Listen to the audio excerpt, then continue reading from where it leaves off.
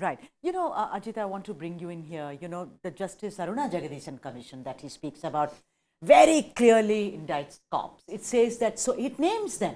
And there is a very famous picture of a cop in a yellow track pant and yellow t-shirt, actually, aiming at the crowds and saying at least someone should, I mean, you hear also the tape there. Also, he said the Tehsildar, the collector, all of them are culpable. Now, what Henry sir said, that how come he didn't speak about foreign funding? But I want to ask you a question, considering you're an expert on that. It is not his place to speak about foreign funding, isn't it, Ajit? Right, that's true. And if a 4-year-old, or a commission that actually looked into Right. the entire case for 4 years, and if there was even an iota of evidence in terms of foreign funding, it should have come up in the report. That's for sure. But that also doesn't take away the state's right to come back and look at it in a different set of situation, in the sense of what I'm trying to eventually suggest here, that while he has said that there are looks like there's been foreign funding, we should, and the state there in Tamil Nadu, we should not leave it at that he has made an allegation. I think it's important, and for the martyrs and, Right. and all those who are involved in it, to actually push the center and the governor to actually come up with proof to substantiate his claims. Yes, an explanation at least. Correct. Because like you said, so many lives were lost. Correct. And you can't possibly say that all of them. I mean, why would I go to some place, Ajit, to die because I get foreign funding? After all, foreign funding is not more important than my life. Fatima Babu, let me bring you back on this. And I think Henry sir made a very, very pertinent point by quoting the Justice Aruna Jagadeesan's report, which was presented, in the Legislative Assembly. So I want to ask you that where he says that, those policemen, they were all culpable. He says, what was the collector doing? What was the Tehsildar doing? Now tell me something. What is a common person to take from this? Was that commission report also all faulty? Because now the overriding thing is, oh, it was foreign funded. Whatever the commission has said, whatever has been found in the report by Justice Aruna Jagadeesan, is the matter collected from the people. We have spoken to her, we have that Sterlite, and she has not, and it's very clear that she has not made a single mention about, she has not made such an allegation.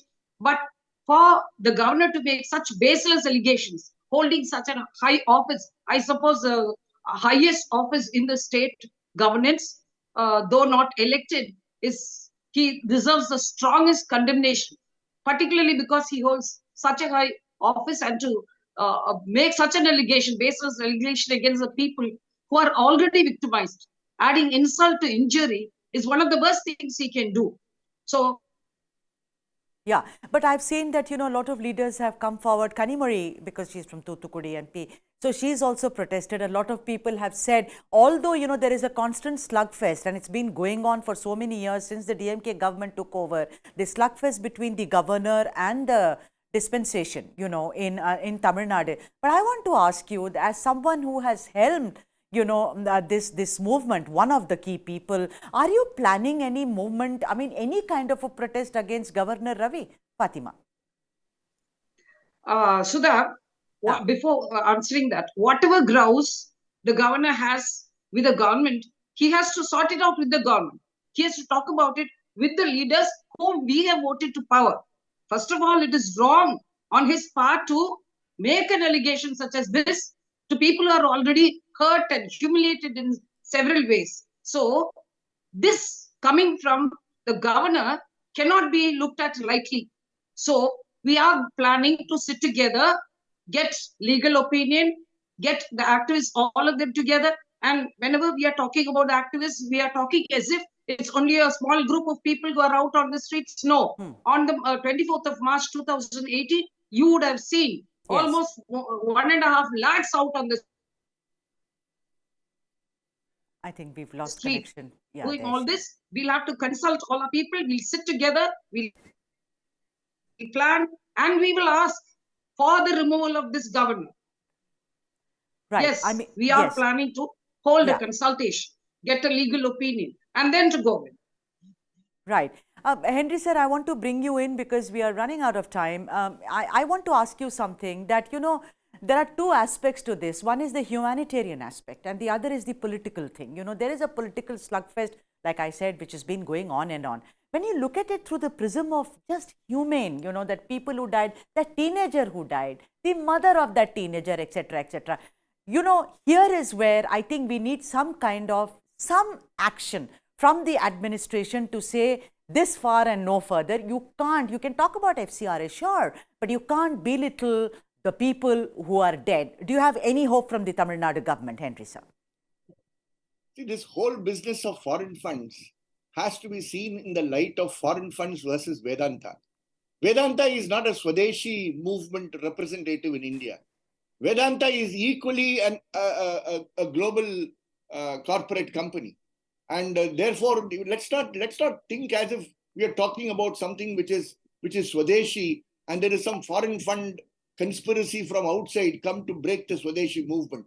It is a governor speaking on behalf of a corporate who has been accused, who has been criminally accused, who has been indicted by the court, who has paid a fine of over 100 crores, which is deposited by him, and is pending in the Supreme Court.